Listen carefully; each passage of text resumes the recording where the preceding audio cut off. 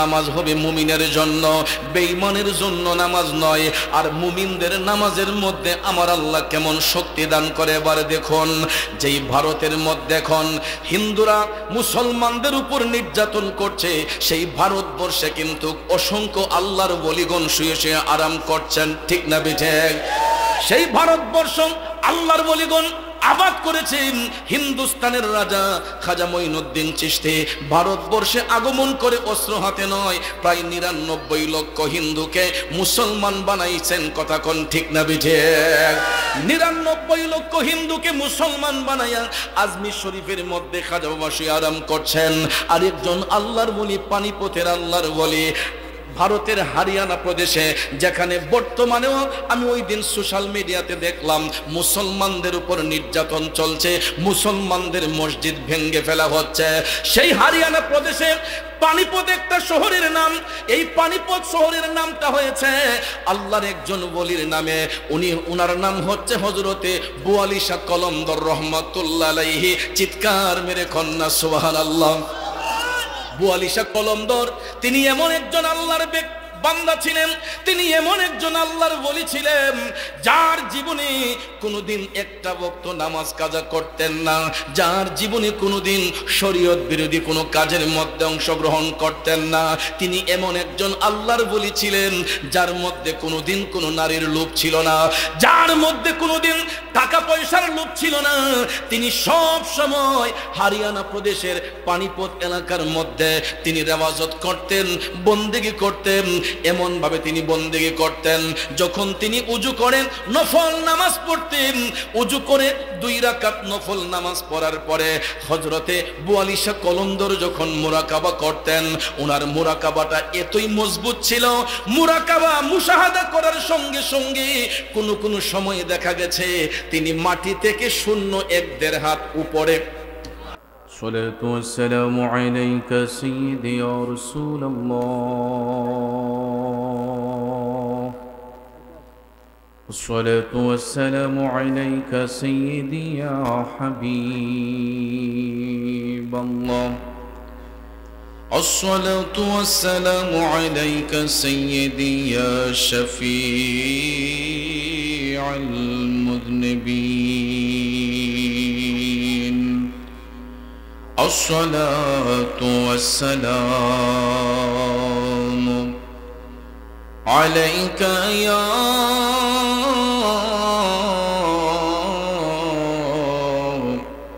رحمة للعالمين. اللهم صل سيدنا مولانا محمد وعلى آل سيدنا مولانا. আকাশের ওই পাখি যদি হইতাম, উড়ে যাইয়া নবীর রোজায় চুমিতাম। আল্লাহুম্মা সাল্লি, জবান খুলে বলে সবাই বসে যাই আমরা। মুহাম্মদ ওয়া আলা আলি সাইয়্যিদিনা মাওলানা। আমার বাবাজিরা, বন্ধুরা, আজকের এই আজিমুশান 21তম বার্ষিক সুন্নি মহাসম্মেলন, পবিত্র ঈদে মিলাদুন নবী সাল্লাল্লাহু আলাইহি ওয়াসাল্লাম উদযাপনের সম্মেলন। আজকের এই সম্মেলন কবরবাসীর আত্মার মাগফিরাত কামনার্থের সম্মেলন। এই আমার যুবক বন্ধুরা, বাবাজিরা, হতে পারে আজকের এই সম্মেলন আমার আপনার কারো জীবনের শেষ সম্মেলন, জীবনের শেষ মাহফিল মনে করে আসুন জীবনের গুনাহ মাফ করার জন্য সবাই আপন আপন কলবের দিকে মুতাওয়াজ্জি হইয়া বড় করে আওয়াজ দিয়ে একটু আল্লাহ পাকের জিকিরে মশগুল হয়ে যায়। ইল্লাল্লাহু ইল্লাল্লাহ ইল্লাল্লাহু ইল্লাল্লাহ ইল্লাল্লাহু ইল্লাল্লাহ ইল্লাল্লাহু ইল্লাল্লাহ ইল্লাল্লাহু ইল্লাল্লাহ ইল্লাল্লাহু ইল্লাল্লাহ লা ইলাহা ইল্লাল্লাহ লা ইলাহা লা হক লা ইলাহা ইল্লাল্লাহ লা ইলাহা ইল্লাল্লাহ হাসবি রাব্বি জাল্লাল্লাহ মা ফি কলবি গায়রুল্লাহ হাসবি রাব্বি ما في قلبي غير الله نور محمد صلى الله لا إله إلا الله إلا الله إلا الله إلا الله إلا الله إلا الله إلا الله إلا الله إلا الله لا إله إلا الله لا إله আরো জোরে লা ইলাহা ইল্লাল্লাহ লা ইলাহা লা ইলাহা ইল্লাল্লাহ মুহাম্মাদুর রাসূলুল্লাহ সাল্লাল্লাহু আলাইহি ওয়াসাল্লাম। একটা জবানও বন্ধ রাখবেন না, চিৎকার মেরে বলি আল্লাহু আকবার। আর একটু মায়ার সুরে বলি ইয়া রাসূলুল্লাহ। বিসমিল্লাহির রহমানির রহিম।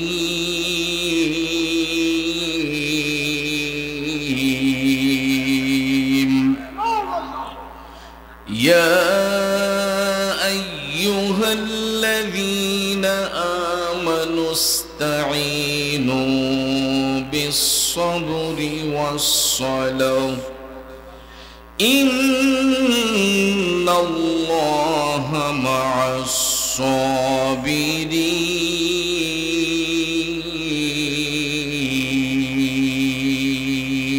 الصابرين صدق الله العظيم وصدق رسوله النبي الحبيب الكريم ونحن على ذلك من الشاهدين والشاكرين والحمد لله رب العالمين ربي صل وسلم وبارك عليهم।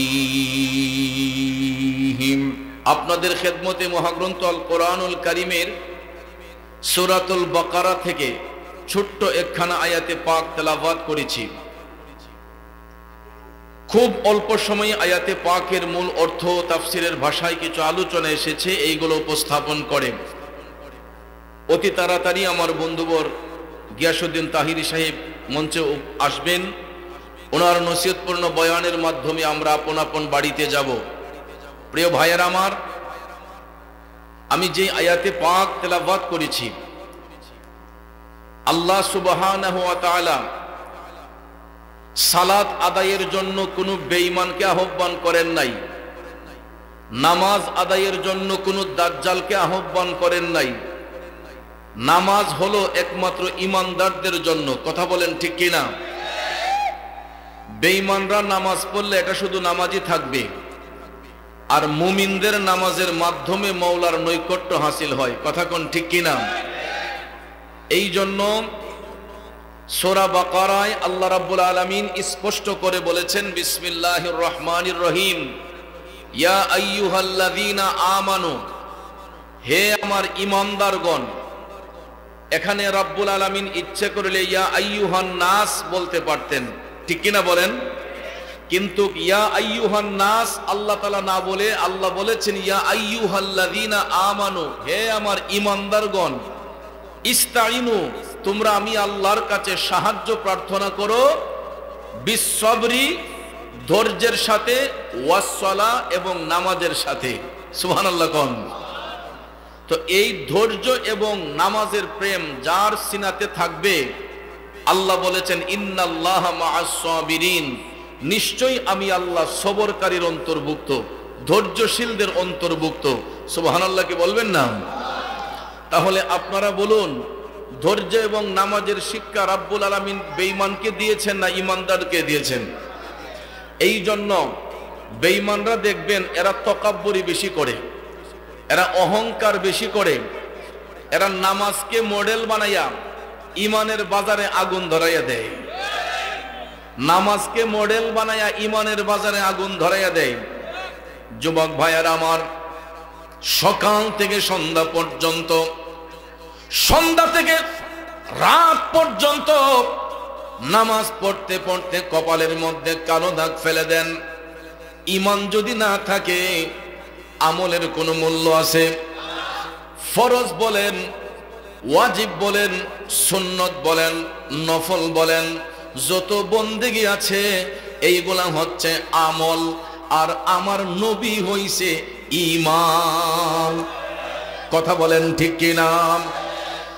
নামাজ পড়লাম, রোজা রাখলাম, হজ করলাম, যাকাত দিলাম, অন্তরে নবীর মহব্বত রাখলাম না। আপনারা বলুন, এই মহব্বতের কোনো দাম আছে? এই প্রেমের কোনো দাম আছে? নামাজ পড়লাম, রোজা রাখলাম, ঢিলা কুলুপ আসকন জুব্বা সবই ব্যবহার করলাম, অন্তরে হুব্বে মোস্তফার প্রেম নাই, ওই ব্যক্তির আমলেরও কোনো মূল্য নাই। কথা বলেন ঠিক না বেঠিক? আমার যুবক ভাইয়েরা, এই জন্য দেখবেন মুনাফিক বেঈমানরা আমার আপনার ঈমান আমলকে হরণ করে নেওয়ার জন্য নামাজ কথা বারবার শুধু নামাজ নামাজ বলবে, কিন্তু দেখবেন এরা নামাজ পইরা চিটারি বাটফারি করে, এরা নামাজ পইরা মানুষ হত্যা করে, এরা নামাজ পইরা আমার ভাই শহীদ রহিসউদ্দিনকে হত্যা করেছে। ঠিক না বিঠে? এরা কেমন মুসলমান? এরা কেমন মুসলমান?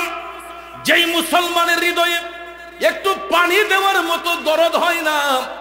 আমার চোখে হয়তো, আমাদের চোখে হয়তো কারবালার ময়দানে সরাসরি উপস্থিত ছিলাম না, কিন্তু কারবালার ইতিহাস পড়ে দেখলাম যে কারবালার মধ্যে যেই স্মৃতি ছিল, ইমাম হুসাইন রাদিয়াল্লাহু তাআলা আনহু সহ আহলে বায়াতের পরিবারদেরকে যেই রকম ভাবে পানির কারণে নির্মমভাবে শহীদ করা হয়েছিল, আমি দেখলাম তারই ধারাবাহিকতায় বর্তমানে কিছু এজিদের চেলারা আমার ভাই শহীদ রহিসউদ্দিনকে এক ফোঁটা পানি পর্যন্ত পান করতে দেয় নাই। ঠিক না বিঠে?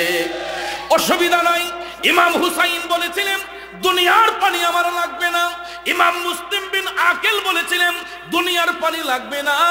ইমাম ইবনে আব্বাস বলেছেন দুনিয়ার পানি আমরা চাই না, খাই না, কারণ যার অন্তরে হুব্বে মুস্তাফার প্রেম থাকবে, নবীর ভালোবাসা থাকবে, আমার মদিনার কামলিওয়ালা নবী ওই প্রেমিককে কাউসার পিলাইয়া দিবে। কথা কোন ঠিক না বেঠে? আরো জোরে জোরে বলেন ঠিক না বেঠে? তাইলে বলুন, আমরা নবীর গোলামি চাই কি চাই না? কারা কারা চাই দুইটা হাত উঁচু করে দেখাই। আল্লাহু আকবার, ইয়া রাসূলুল্লাহ, ইয়া গাউসুল আজম।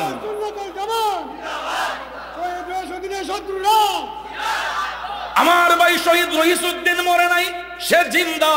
কারণ আল্লাহর পথে যারা জীবন কুরবান করে, আল্লাহর পথে যারা শহীদ হয়ে যায়, আমার আল্লাহ বলেছেন ওয়ালা তাকুলু লিমান ইউকতালু ফি সাবিলিল্লাহি আমওয়াত বাল আহইয়াউ ওয়ালাকিন লা তাশউরুন।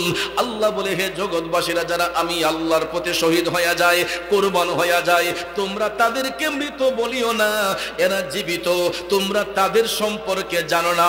আল্লাহর কোরআন যদি সত্য হয়, আল্লাহর পথে যারা জীবন কুরবান করে এরা কখনো মরে না, এরা জিন্দা।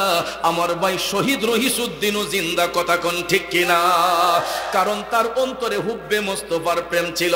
সোশ্যাল মিডিয়াতে দেখবেন কত সুন্দর করে আবেগপ্রুত কণ্ঠে গিয়েছিল, পলকে জীবন দিয়ে দেব যদি নবী তুমি চাও, পলকে জীবন দিয়ে দেব যদি নবী তুমি চাও। ও গোয়ারি জি আমার এই জীবনে একবার দেখা দাও হাবিবি ইয়া রাসূলুল্লাহ হাবিবি ইয়া হাবিবাল্লাহ হাবিবি ইয়া রাসূলুল্লাহ হাবিবি ইয়া হাবিবাল্লাহ। আমার ভাই শহীদ রইসউদ্দিন ইন্তেকালের পূর্বে হয়তো তার অন্তরে নবীর ভালোবাসা ছিল বিদায় আমার নবীকে হয়তো আবেগপ্রত কণ্ঠে বলেছিল, পলকে জীবন দিয়ে দেব যদি নবী তুমি চাও, কলিজা টুকরা করে দেব যদি নবী তুমি চাও। ও গোয়ারি জি আমার এই জীবনে একবার দেখা দাও হাবিবি ইয়া রাসূলুল্লাহ হাবিবি ইয়া হাবিবাল্লাহ হাবিবি ইয়া রাসূলুল্লাহ হাবিবি ইয়া হাবিবাল্লাহ। একটা জবান বন্ধ রাখবেন না, চিৎকার মেরে বলুন ইয়া রাসূলুল্লাহ, আর একটু জোরে বলুন ইয়া হাবিবাল্লাহ। জগতের বন্ধুরা রে, ও মুরব্বি বাবাজিরা, আমার সম্মানিত মা বোনরা যারা শুনছেন গো, আল্লাহ রাব্বুল আলামিন ইমানদারদেরকে বলেছেন ইয়া আইয়ুহাল্লাযীনা আমানু, হে আমার ইমানদারগণ, ইস্তাইনু, তোমরা আমি আল্লাহর কাছে সাহায্য চাও।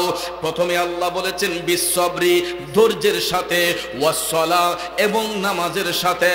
ধৈর্য এবং নামাজের প্রেম যেই মুমিনের অন্তরে থাকবে, ধৈর্য এবং নামাজের প্রেম যেই মুমিনের অন্তরে থাকবে, আল্লাহ বলেন ইন্নাল্লাহা মা'আস সাবিরিন, নিশ্চয়ই আমি আল্লাহ সবরকারীদের অন্তর্ভুক্ত, নিশ্চয়ই আমি আল্লাহ সবরকারীদের অন্তর্ভুক্ত। তাইলে বাবাজিরা আমার, বন্ধুরা আমার, আমরা ওই নবীর গোলাম, আমরা নামাজ পড়ি ধৈর্যের সাথে, আমরা তাকওয়ার মাধ্যমে, ধৈর্যের মাধ্যমে, হুব্বে মুস্তাফার প্রেম অন্তরে নিয়ে আমরা নামাজ আদায় করি। আমরা কোনো ব্যক্তিকে দেখাইবার জন্য নামাজ পড়ি না, কোনো ব্যক্তিকে খুশি করার জন্য আমরা নামাজ পড়ি না, আমরা নামাজ পড়ি আল্লাহ আল্লাহর রাসূলের সন্তুষ্টির জন্য, ঠিক কিনা কম? আমরা নামাজ পড়ি আল্লাহ আল্লাহ রাসূলের সন্তুষ্টির জন্য। আর যারা লোক দেখানো ইবাদত করবে, যারা মানুষদেরকে দেখাইবার জন্য বন্দেগী করবে, তিরমিজি শরীফের হাদিসে আল্লাহর হাবিব সাল্লাল্লাহু আলাইহি ওয়াসাল্লাম বলেছেন, যারা মানুষকে দেখাইবার জন্য শুধু সালাত সালাত বলে, ওই সমস্ত ব্যক্তিদেরকে আমার আল্লাহ জাহান্নামের সবচাইতে নিকৃষ্ট জায়গার মধ্যে স্থান করে দিবে। ওই জায়গাটার নাম হবে জুব্বুল হুজন। নাম কি? জুব্বুল হুজন। জাহান্নামে এর চাইতে আর কোনো খারাপ জায়গা নাই। যারা আল্লাহর সন্তুষ্টির জন্য নয়, নবীর মহব্বতে নয়, মানুষকে দেখাইবার জন্য যারা নামাজকে মডেল বানাবে, আমার দয়াল নবী বলেছেন ওই সমস্ত লোক দেখানো ইবাদতকারীকে আল্লাহ রাব্বুল আলামিন জাহান্নামের সবচাইতে খারাপ জায়গার মধ্যে দান করবেন। আর ওই জায়গাটার নাম হচ্ছে জুব্বুল হুজন। নাম কি? জুব্বুল হুজন। জাহান্নামে এর চাইতে আর কোনো নিকৃষ্ট জায়গা নাই। এই জুব্বুল হুজন এমন একটা জায়গা, দুজকি মানুষের শরীরের পচা পুইসগুলা একটা নালা দিয়ে গিয়ে যেখানে ডাম্পিং হয়, যেমন পৌরসভার নর্দমাগুলা দেখবেন নালা দিয়ে গিয়ে একটা জায়গায় ডাম্পিং হয়, কথা কোন ঠিক না বেঠিক? ওই ডাম্পিং যেখানে হয় ওই জায়গাটাকে বলা হয় জুব্বুল হুজন।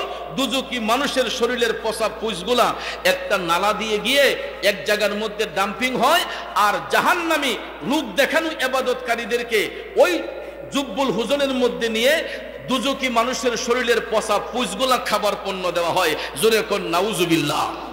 তাইলে নামাজ পড়তে হবে কার খুশির জন্য? জোরে বলেন, কার খুশির জন্য? আমি দেখতে পাইলাম কিছু কিছু নামাজি আছে, দেখবেন অনেক সময় ঝগড়া বাঁধাইবার জন্য আয়া কই তুমি আসর পড়ো নাই, তুমি মাগরিব পড়ো নাই, তুমি ফজর পড়ো নাই, তুমি এশা পড়ো নাই। এ মুসল্লি, অন্যের কানে তেল দেওয়ার চাইতে আগে নিজের চরকায় তেল দাও, কথা কোন ঠিক না বেঠিক? তুমি যে এত নামাজি হয়ে গেছো, তুমি যে এত ফরজগারি দেখাইতেছো, তুমি বলো তো আমার নবীর কয়টা সুন্নত তুমি মান্য করেছ? এত বড়াই যে করছো, এত পরহেজগারি দেখাচ্ছ, বলো তো কয়টা মানুষের সঙ্গে প্রতারণা করছো? নিজের বেলায় খবর নাই, আরেকজনকে দোষী করতে বড় পছন্দ করে, আছে না নাই? ভাইয়ার আমার, বেঈমান মুনাফিকের চেহারা যতই সুন্দর হোক, দেখবেন এদের চেহারার মধ্যে কোনো মায়া দয়া নাই। বেঈমানদের চেহারা দেখবেন যত ফর্সা হোক, চামড়া যত সুন্দর হোক, দেখবেন এইগুলার চেহারার মধ্যে কোনো দয়া মায়া নাই। আর হুব্বে মোস্তফার প্রেম যদি সিনার মধ্যে থাকে, ব্যক্তিটা যদি কালো হয়, তখন দেখবেন তার চেহারার মধ্যে নূরের ঝলঝল করে। কথা কোন ঠিক না ঠিক? তাহলে আমরা নবীর জন্য জীবন দিতে চাই কি চাই না? আর একটু জোরে বলেন, চাই কি চাই না? অতি শীঘ্রই ডাক আসতে পারে ময়দানে হাজির হওয়ার জন্য। রাজি আছেন? এই দেশে আমার মনে হয় আরেকটা কারবালা আমাদের সামনে আছে। কারণ এজিদের বাহিনীরা যেই রকম ভাবে হুসাইনি সৈনিকদেরকে নির্মম ভাবে নিরপরাধে যারা কতল করেছিল, ভাইয়ারা আমার, সেই এজিদের চেলারা এখন পর্যন্ত মাথা আলগি দিয়ে চলতেছে। এখনো যদি সুন্নি জনতা সজাগ না হয়, তাহলে বুঝবেন আমরা নিজের কপালে নিজে কুড়াল মারতেছি। কারণ মনে করবেন, আরে মুরাদ সাহেবকে মারছে, আমি যাব কেন? তাহিরি সাহেবকে মারছে, আমি যাব কেন? ভুইয়া সাহেবকে মারছে, আমি যাব কেন? ভান্ডারী সাহেবকে মারছে, মহসিন ভান্ডারীকে মারছে, আমি যাব কেন? এই কথাটা বলা মানেই আমরা নিজেকে ধ্বংস করে ফেলা। কারণ আমার শহীদে মিল্লাত আল্লামা শাইখ নুরুল ইসলাম ফারুকী রহমাতুল্লাহ আলাইহির কথা বারবার অকপটে মনে হচ্ছে। তিনি বলেছিলেন যে পীর মুরিদি যার যার সুন্নিয়ত সবার। বন্ধুরা আমার, আমিও আপনাদের পায়ে হাত রেখে বলতে চাই, রসুন করা করা হয়, মাথা কয়টা? রসুন করা করা হয়, মাথা কয়টা? বাক করলে দেখবেন আলাদা আলাদা, কিন্তু জোড়া দিবেন মাথা কিন্তু একটা। প্রত্যেকটা দরবারের হক্কানি পীর মাশায়েখদের একটাই কাজ, আল্লাহ আল্লাহ রাসূলের সন্তুষ্টি। মহসিন মাইজ ভান্ডারীর আশেক মুরিদদেরকে একটাই দিক নির্দেশনা দিচ্ছেন, আল্লাহ আল্লাহ রাসূলের সন্তুষ্টি। গোলাম কিবরিয়া মাইজ ভান্ডারীর আশেক প্রেমিকদেরকে একটাই দিক নির্দেশনা দিচ্ছেন, আল্লাহ আল্লাহ রাসূলের সন্তুষ্টি। আল্লামা গিয়াসউদ্দিন তাহিরি সাহেব ভক্ত মুরিদদেরকে এই শিক্ষাই দিচ্ছেন, কোন রাস্তায় চললে আল্লাহ আল্লাহ রাসূলের সন্তুষ্টি। স্তানঘাট লতিফিয়া দরবার শরীফের আমি অদম গুনাহগার, আমার ভক্ত মুরিদদেরকে ওই শিক্ষা দিচ্ছি, যেই রাস্তায় চললে আল্লাহ আল্লাহর সন্তুষ্টি পাওয়া যায়। তাহলে কি দেখা গেল? ঘুরে ঘুরে সবার লক্ষ্য উদ্দেশ্য একটাই, আল্লাহ আল্লাহ রাসূলের সন্তুষ্টি। কাজেই আমরা মারামারি করে কোনো লাভ নেই, দলাদলি করে কোনো লাভ নেই, হিংসা নিন্দা করে লাভ নেই। বর্তমানে এমন একটা সময় এসেছে ভাই, আমরা যদি সোচ্চার না হই, বাতিল ফেরকারা আমাদেরকে টেনে টেনে হেসড়ে হেসড়ে মারবে। কথা কোন ঠিক কিনা? এই জন্য আপনাদেরকে আজকে আমি বাজিতপুরে এই কয়লা গ্রাহেলা থেকে আপনাদের পায়ে হাত রেখে বলে যাচ্ছি, কে কোন পরিবারের সন্তান সেটা দেখবেন না, আগে দেখবেন তার অন্তরে ইশকে মোস্তফার প্রেম আছে কিনা, হুব্বে মোস্তফার প্রেম আছে কিনা। যদি সে একটা রাস্তার ফকির হয়, আমার নবীর পক্ষের হয়, যদি তার উপর কোনো জুলুম নির্যাতন হয়, আমরা সবাই গিয়ে ঝাঁপিয়ে পড়ব। রাজি আছেন সবাই? হাত তুলে দেখান। Action, action! ইয়াজিদের বিরুদ্ধে,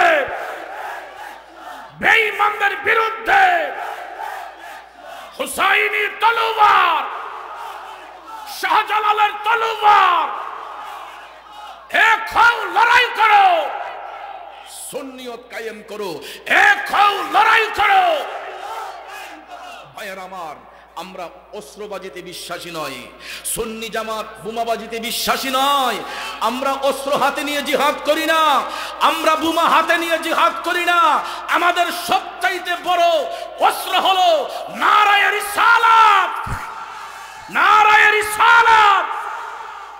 এটাই হচ্ছে সবচাইতে বড় হাতিয়ার। এই হাতিয়ার যদি আমার আপনার হাতে থাকে, নারায়ে তাকবীরের সঙ্গে সঙ্গে নারায়ে রিসালাতের স্লোগান যেই মুমিনের অন্তরে থাকবে, ইনশাআল্লাহ ওই মুমিনকে কোনোদিন পরাজিত করতে পারবে না।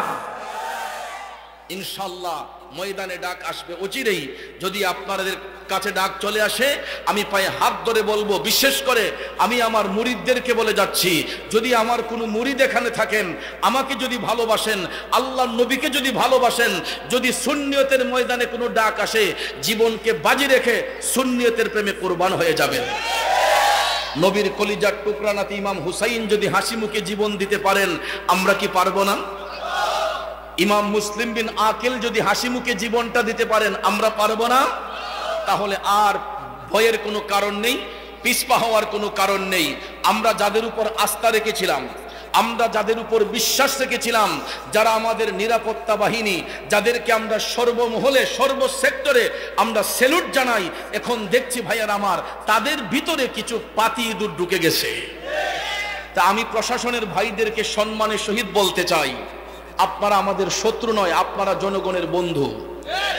প্রশাসন আমাদের বন্ধু, আপনারা আমাদের শত্রু নয়। আমি আপনাদেরকে পরামর্শ দিচ্ছি প্রশাসনের ভাইয়েরা, আপনারা সুবিচারের মাধ্যমে, আপনারা তদন্তের মাধ্যমে সাদাকে সাদা বলবেন, কালোকে কালো বলবেন। কোন ব্যক্তির পূজারী হবেন না। ইতিপূর্বে যারা ব্যক্তি পূজারী হয়েছে তাদের বিচার এই বাংলার জমিনে হয়েছে। আবারও এরকম কোন কাজ যাতে না হয়, বাংলার জনগণ যাতে আপনাদের বিরুদ্ধে হাত তুলতে না হয়, এই জন্য ভাইয়ার আমার আজকের কথাগুলা হয়তো অনেকটা ব্যতিক্রম লাগতেছে। অনেকে হয়তো ভাববেন মুরাদ চৌধুরী তো কখনো এরকম জোর গলায় কথা বলে নাই। অনেকেই হয়তো মনে করবেন মুরাদ চৌধুরীকে কখনো এত জোরালো কণ্ঠে কথা বলতে দেখি নাই। কিন্তু ভাইয়ার আমার, যখন ধৈর্যের বাঁধ ভেঙে যায় তখন আর কণ্ঠকে নিচে রাখা যায় না। কারণ আমাদের শরীরে আছে হুসাইনি রক্ত, আমরা হুসাইনি আদর্শের সৈনিক। কথা বলেন ঠিক কিনা? যখনই ময়দানে ডাক আসবে সবাই প্রস্তুত ইনশাআল্লাহ? আবার হাত তুলে দেখায় নারায়ে তাকবীর, নারায়ে রিসালাত, আহলে সুন্নাত ওয়াল জামাত, সুন্নি মহাসম্মেলন, অ্যাকশন অ্যাকশন অ্যাকশন অ্যাকশন। ইয়াজিদের বিরুদ্ধে, বাতিলদের বিরুদ্ধে, মুনাফিকদের বিরুদ্ধে শাহজালালের তলোয়ার, হুসাইনি তলোয়ার।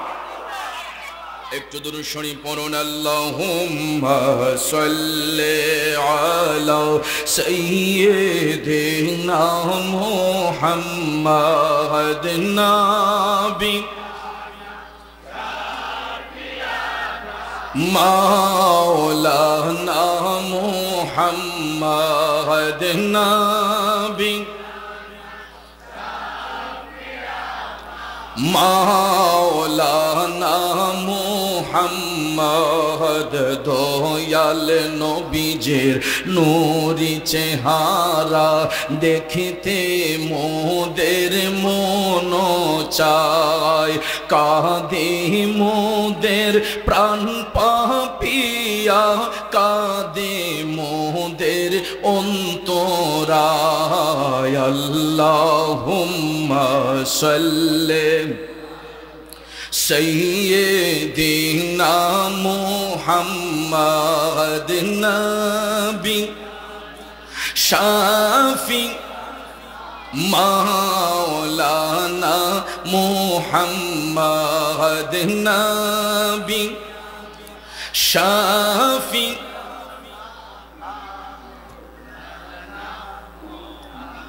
বাবাজির আমার, বন্ধুরা আমার, কষ্ট হয়েছে আপনাদের। আমি লম্বা চূড়া কোনো কথা বলে আপনাদের মনোযোগ নষ্ট করব না বাজান। বলেছিলাম নামাজ হবে মুমিনের জন্য, বেঈমানের জন্য নামাজ নয়। আর মুমিনদের নামাজের মধ্যে আমার আল্লাহ কেমন শক্তি দান করে এবার দেখুন। যেই ভারতের মধ্যে এখন হিন্দুরা মুসলমানদের উপর নির্যাতন করছে, সেই ভারতবর্ষে কিন্তু অসংখ্য আল্লাহর ওলিগণ শুয়ে শুয়ে আরাম করছেন, ঠিক না বেঠিক? সেই ভারতবর্ষ আল্লাহর ওলিগণ আবাদ করেছেন। হিন্দুস্তানের রাজা খাজা মঈনুদ্দিন চিশতি ভারতবর্ষে আগমন করে অস্ত্র হাতে নয়, প্রায় ৯৯ লক্ষ হিন্দুকে মুসলমান বানাইছেন। কথা কোন ঠিক না বেঠিক? ৯৯ লক্ষ হিন্দুকে মুসলমান বানাইয়া আজমির শরীফের মধ্যে খাজা বাবা শুয়ে আরাম করছেন। আরেকজন আল্লাহর ওলি, পানিপথের আল্লাহর ওলি, ভারতের হরিয়ানা প্রদেশে, যেখানে বর্তমানেও আমি ওই দিন সোশ্যাল মিডিয়াতে দেখলাম মুসলমানদের উপর নির্যাতন চলছে, মুসলমানদের মসজিদ ভেঙে ফেলা হচ্ছে। সেই হরিয়ানা প্রদেশে পানিপথ একটা শহরের নাম। এই পানিপথ শহরের নামটা হয়েছে আল্লাহর একজন ওলির নামে। উনার নাম হচ্ছে হযরতে বুয়ালি শাহ কলন্দর রহমাতুল্লাহ আলাইহি। চিৎকার মেরে কন্যা সুবহানাল্লাহ। বুয়ালি শাহ কলন্দর তিনি এমন একজন আল্লাহর বান্দা ছিলেন, তিনি এমন একজন আল্লাহর ওলি ছিলেন যার জীবনে কোনোদিন একটা ওয়াক্ত নামাজ কাজা করতেন না, যার জীবনে কোনোদিন শরীয়ত বিরোধী কোনো কাজের মধ্যে অংশগ্রহণ করতেন না। তিনি এমন একজন আল্লাহর ওলি ছিলেন যার মধ্যে কোনোদিন কোনো নারীর লোভ ছিল না, যার মধ্যে কোনোদিন টাকা পয়সার লোভ ছিল না। তিনি সব সময় হরিয়ানা প্রদেশের পানিপত এলাকার মধ্যে তিনি রেওয়াজত করতেন, বন্দেগী করতেন। এমন ভাবে তিনি বন্দেগী করতেন, যখন তিনি উজু করেন নফল নামাজ পড়তেন, উজু করে 2 রাকাত নফল নামাজ পড়ার পরে হযরতে বুয়ালি শাহ কলন্দর যখন মুরাকাবা করতেন, ওনার মুরাকাবাটা এতই মজবুত ছিল, মুরাকাবা মুশাহাদা করার সঙ্গে সঙ্গে কোন কোন সময়ে দেখা গেছে তিনি মাটি থেকে 0.1 হাত উপরে, মাটি থেকে 0.1 হাত উপরে। তখন হিন্দু তান্ত্রিক যারা ছিল এরা মনে করত উনি মনে জাদু মন্ত্র জানে, উনি মনে হয় জাদু মন্ত্র জানে। তখন ওই হিন্দুস্তানের বড় বড় তান্ত্রিকরা এরা ঐক্যবদ্ধ হয়েছে যে আপনি কিভাবে মাটি থেকে 0.1 হাত উপরে উঠে যান, এটা কিভাবে সম্ভব? তখন বুয়ালি শাহ কলন্দর আল্লাহর ওলি ডাক দিয়ে বললেন, হে তান্ত্রিক ভাইয়েরা, আমি কোন জাদু মন্ত্রের দ্বারা এটা করি না, আমি কোন জাদু মন্ত্রতে বিশ্বাসী নয়। আমি যখন আমার মৌলার প্রেমে ফানা হয়ে যাই, আমি যখন আমার মৌলার প্রেমে ফানা হয়ে যাই, দুনিয়ার কোনো লোভ লালসা, দুনিয়ার কোনো চিন্তা ভাবনা আমার মধ্যে থাকে না। আমি নিজেও জানি না কেমনে আমি মাটি থেকে 0.1 হাত উপরে উঠি। উনি অনয় বিনয় করে বলতেছেন, কিন্তু তান্ত্রিকরা বলতেছে না তুমি জাদুর মাধ্যমে তুমি এটা করতেছ, তাইলে সত্যি যদি তুমি আল্লাহর প্রিয় বান্দা হয়ে থাকো, তুমি পানির উপর দিয়ে একটু হাইটা দেখাইতে পারবানি? সুবহানাল্লাহ কন্যা। এরা মনে করছে যে উনি জাদু মন্ত্রের কারণে এটা করতেছেন। তান্ত্রিকরা বলতেছে তুমি সত্যিকারের যদি আল্লাহর ওলি হয়ে থাকো, আল্লাহ যদি তোমাকে পছন্দই করে থাকে, তাহলে তুমি বুয়ালির কারামতি দেখতে চাই, তুমি পানির উপর দিয়ে হেঁটে যাও, যদি হাঁটতে পারো তাহলে বুঝবো যে তুমি সত্যিকারেরই আল্লাহর বন্ধু। আপনারা বলেন আল্লাহর ওলিদের বেলায় এটা সম্ভব কি সম্ভব না? আল্লাহর ওলিদেরকে এই বেলায়েতে পাওয়ার দিয়েছেন কে? আরো জোরে বলেন কে? দয়াল আল্লাহ রে, কি নাম জপলে পাবো তোমারে, দয়াল আল্লাহ রে, কি নাম জপলে পাবো তোমারে। রাহেলা কইলাকের বাবাজিরা, আল্লাহর ওলি বুয়ালি শাহ কলন্দর তান্ত্রিক ভাইদেরকে বললেন, অবশ্যই আমি পানির উপর দিয়ে হাঁটবো, আমি পানির উপরে দাঁড়াইয়া আল্লাহকে সিজদা করব। শুধু জমিনে নয়, যারা মওলার প্রেমে ফানা হয়ে যায় এরা আকাশে বাতাসেও সালাত আদায় করতে পারে, এরা পানির উপরেও জলের উপরেও মওলাকে সিজদা করতে পারে। তান্ত্রিকরা ডাক দিয়ে কয় আমরা মুখের কথা মানি না, তুমি কাজ কর্মে দেখাও। বুয়ালি শাহ কলন্দর তখন বললেন আমি দেখাইতে পারি, আমারও একটা শর্ত আছে। তখন তান্ত্রিকরা বলে কি শর্ত? বুয়ালি শাহ কলন্দর বলেন আমি যদি পানির উপরে দাঁড়ায় আল্লাহকে সিজদা করে দেখাতে পারি, তাইলে তোমরা সবাই কালেমা পড়ে মুসলমান হইবা। আমি যদি পানির উপরে দাঁড়ায় আল্লাহকে সিজদা করে দেখাতে পারি, তাহলে তোমরা আল্লাহর ইবাদত করবা, তোমরা কালেমা পড়ে সত্য ধর্মে দাখিল হয়ে যাবা, মুসলমান হয়ে যাবা। সমস্ত তান্ত্রিকরা যারা সেখানে জাদু মন্ত্র করত, শত শত তান্ত্রিকরা এরা ওয়াদা করলো বুয়ালি শাহ কলন্দরের সাথে যে অবশ্যই যদি আপনি পানির উপরে দাঁড়াইয়া সিজদা করে দেখাতে পারেন, তাহলে আমরা অবশ্যই কালেমা পড়ে মুসলমান হয়ে যাব। হো মৌলাজি তোমার রহিম নামটি থাকিতে আমি পাপী ডুইবা যাইতাম নি, করিম রহিম নামটি তোমার আল্লাহ কাদের গুনি আমি পাপী ডুইবা যাইতাম নি।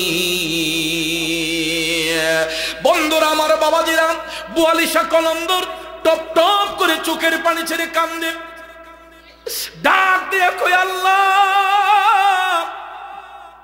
আমি বুয়ালি এত বড় কথা বলে ফেলেছি, আল্লাহ গো তুমি যদি তোমার গোলামরে কবুল না করো, এই বিধর্মী গুলা সত্য ধর্মে দাখিল হবে না। আল্লাহ আমি বুয়ালি হয়তো জীবনে অন্যায় করে থাকতে পারি, আমি হয়তো কোনো ভুল করতে পারি, আল্লাহ তুমি না বলেছো লা তাকনা তুমি রহমাতিল্লাহ, বান্দারে পাহাড় পরিমাণ গুনাহ করলেও আমার রহমত থেকে বঞ্চিত হইবে না। এই বলিয়া বুয়ালি শাহ কলমদর ডাক দিয়া কয় আল্লাহ তুমি সত্যি যদি তোমার খুদায়িত্ব সত্য হয়ে থাকে, আমি অধম বুয়ালি তোমার কাছে ভিক্ষা চাই মওলা, তুমি আমি বুয়ালিরে এমন বেলায়ত দান করো যাতে করে এই কারামতি শক্তির বলে ওই বিধর্মীদেরকে আমি দিনের মধ্যে আনতে পারি। এটা বলার সঙ্গে সঙ্গে আমার আল্লাহর কাছে মায়া হয়ে গেছে। আল্লাহ রাব্বুল আলামিন বুয়ালি শাহ কলমদরের ডাক কবুল করে ফেললেন গো। বুয়ালি শাহ কলমদরের ডাক আমার আল্লাহর কাছে কবুল হয়ে গেছে। সঙ্গে সঙ্গে তিনি মুরাকাবা মুশাহাদা করিয়া ওনার বগলের মধ্যে যেই নামাজের মুসল্লা ছিল, নামাজের মুসল্লাটা তিনি পানির উপরে ছুঁড়ে মারলেন। পানির উপরে যখন ছুঁড়ে মারলেন অনেকটা দূর দেখা যায় পানির মধ্যে নামাজের মুসল্লাটা গিয়া কিবলামুখী হইয়া নামাজের মুসল্লাটা সুন্দর করে বসে আছে। আল্লাহর ওলি বুয়ালি শাহ কলমদর তিনি আমার আল্লাহর উপর তাওয়াক্কুল হইয়া আল্লাহর উপর ভরসা রেখে তিনি ওই নামাজের মুসল্লার মধ্যে ওইটা নামাজ পড়ার জন্য তিনি পানির উপর দিয়া যখন হাঁটতে শুরু করলেন, তান্ত্রিকরা তাকাইয়া দেখতাছে সত্যি সত্যি বুয়ালি শাহ কলমদর পানির উপর দিয়া হাইটা হাইটা হাইটা তিনি নামাজের মুসল্লার মধ্যে দাঁড়াইয়া কিবলামুখী হইয়া পানির উপরে। বন্ধুরা আমার, আপনারা বলেন একটা নামাজের মুসল্লার ওজন আর কতটুকু হতে পারে?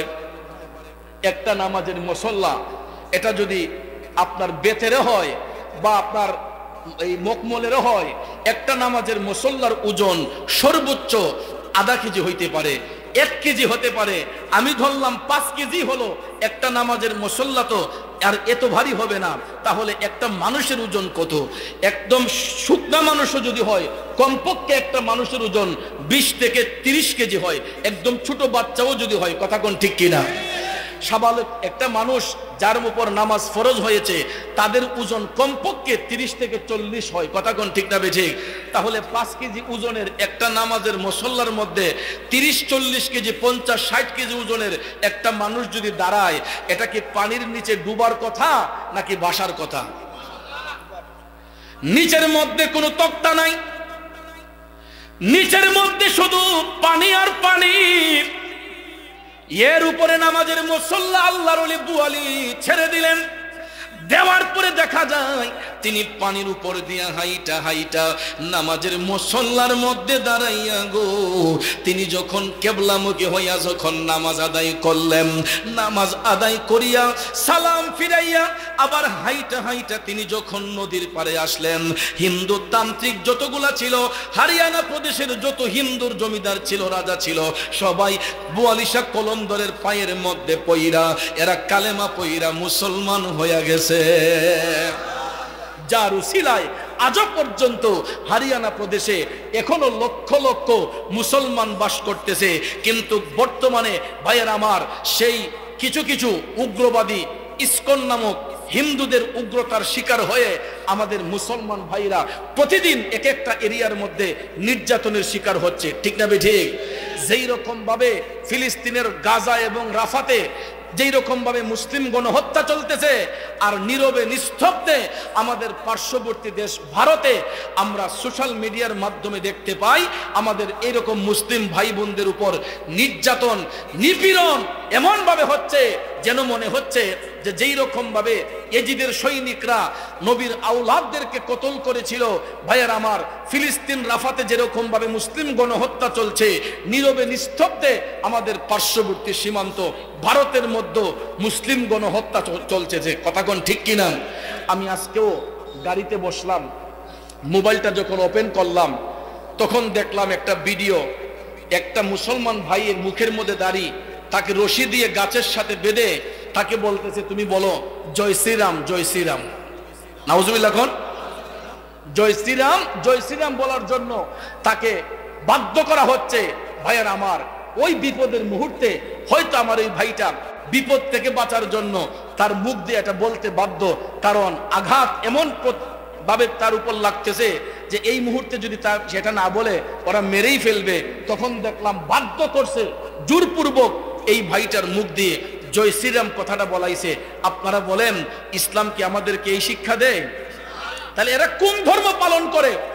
যেই ধর্মের মধ্যে উগ্রতা, যেই ধর্মের মধ্যে মূর্খতা, এই ধর্মের মধ্যে থাইকা এরা কিভাবে মুসলিমদেরকে গণহত্যা করে? আমার রাসূল বিদায় হজের ভাষণে বারবার করে বলেছেন, তোমরা কোনো ধর্মের প্রতি আঘাত করিও না। বিদায় হজের ভাষণটা বাংলাতে লেখা আছে, আপনারা পড়বে। রাসূল বলেছেন তোমরা কোনো ধর্মের প্রতি আঘাত করো না। একজন বিধর্মী ভাইকে কালেমার দাওয়াত দিতে পারো, কিন্তু জোরপূর্বক নয়। স্বেচ্ছায় যদি সে কালেমা পাঠ করে মুসলমান হয়, এটা ভিন্ন কথা, ঠিক কিনা কোন? কিন্তু আজকাল দেখা যায় ওই সমস্ত ইসকনের ভাইয়েরা, উগ্রবাদী হিন্দু ভাইয়েরা, এদেরকে তো ভাই বলা যায় না, উগ্রবাদী হিন্দুরা কিন্তু আবার সব হিন্দু এক সমান নয়। আমাদের বাংলাদেশে হিন্দু ভাই আছে না? আমরা এই বাজিতপুর বাজারে গিয়ে দেখেন অনেক হিন্দু ব্যবসায়ী আছে, শত শত হিন্দু ব্যবসায়ী আছে। বলেন তো কোনো মুসলিম ভাই আমরা কি হিন্দু ভাইদের দোকানে হামলা করেছি? আমরা কোন হিন্দু ভাই আমাদের দোকানে হামলা করেছে? আমরা এই বাংলাদেশে, স্বাধীন সোনার বাংলাদেশে সম্প্রীতির মাধ্যমে চলতেছি। হিন্দু ভাইরা মন্দিরে পূজা করে, খ্রিস্টানরা গির্জাতে উপাসনা করে, মুসলমানরা মসজিদে আল্লাহকে সিজদা করে। এই সম্প্রীতির মাধ্যমে আমরা বাংলাদেশে চলতেছি। যেহেতু বাংলাদেশে 95% মুসলমান, 95% মুসলমানের মধ্যে হিন্দু, বৌদ্ধ, খ্রিস্টান ধর্মের ভাইয়েরা আমাদের কাছে কত নিরাপদ। কিন্তু আমাদের ভারতে বর্তমানে 40 কোটির উপরে মুসলমান, এরপরও হিন্দুদের কাছে নিরাপদ নয়। সেই ভারতের হিন্দুদের কাছে নিরাপদ নয়। 40 কোটির উপরে বর্তমানে মুসলমান আছে ভারতবর্ষে, কিন্তু দেখা যায় বিভিন্ন এলাকার মধ্যে মুসলমানরা নির্যাতনের শিকার হচ্ছে।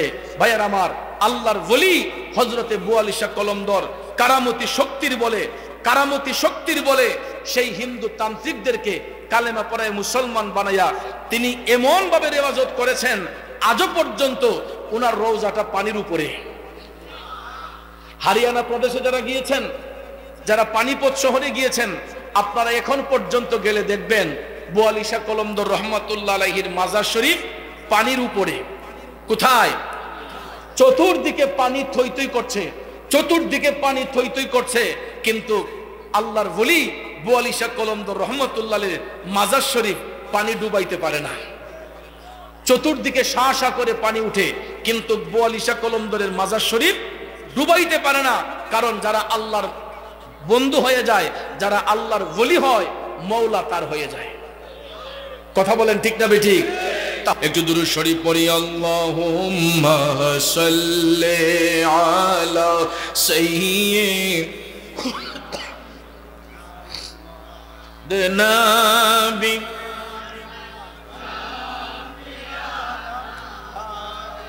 লানা মুহাম্মাদ নবী শাফি মাওলানা মুহাম্মাদ আল্লাহ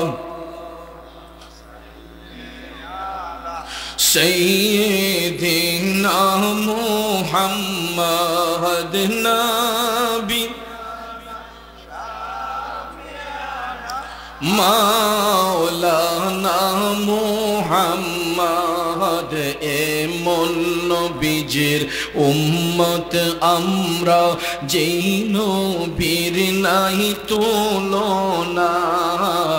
এমন নবীজির উম্মত আমরা, যেই নবীর নাই তুলনা।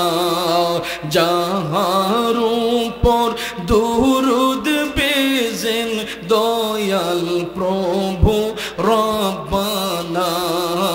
আল্লাহ সাল্লেন মাশাআল্লাহ মুহাম্মাদ নবী শাফি মাওলানা أدنى بيانا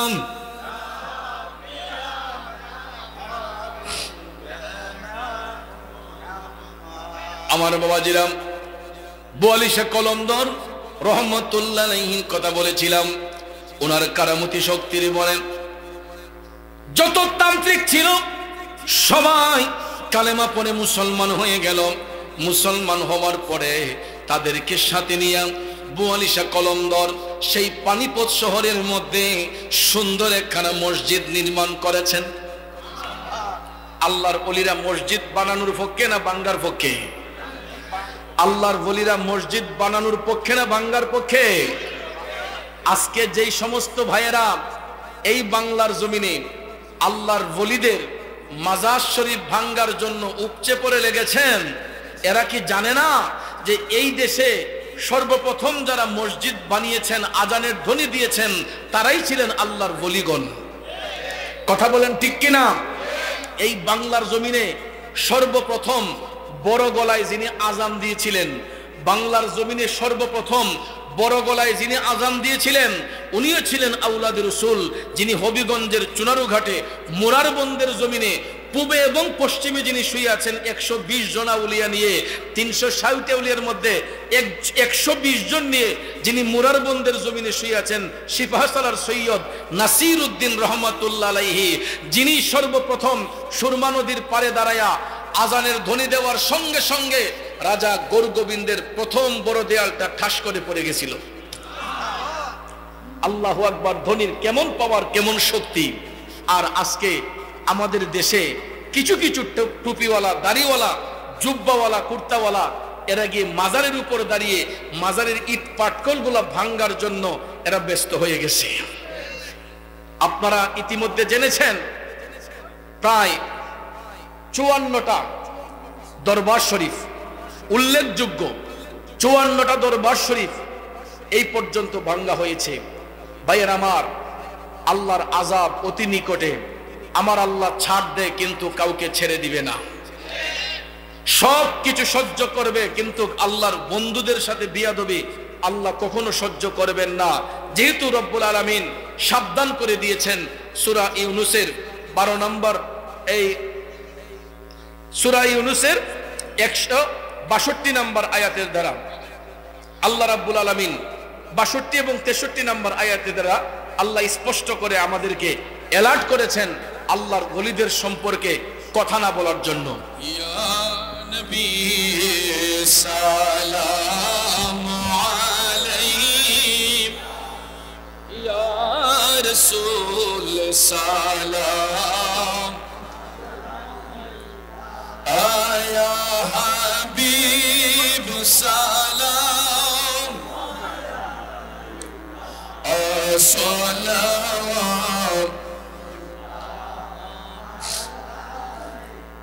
হাবিবি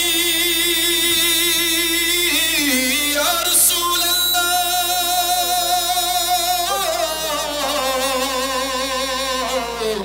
ওয়া ইয়া হাবিবাল্লাহ,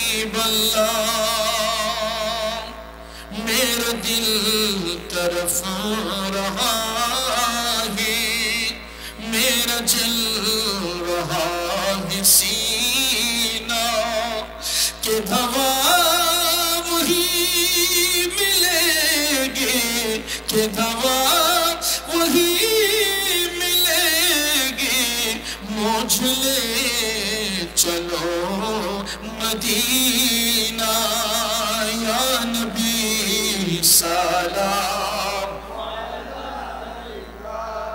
या रसूल सलाम,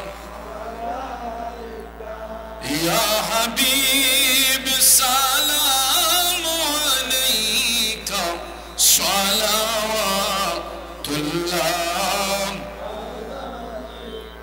या रब्बी सल्लि व सल्लिम दाइमन अबादन अला हबीबिका खैरिल खल्क़ि कुल्लिहिम, बलगल उला बिकमालिहि, कशफत दुजा बिजमालिहि, हसनत जमीउ खिसालिहि, सल्लु अलैहि व आलिहि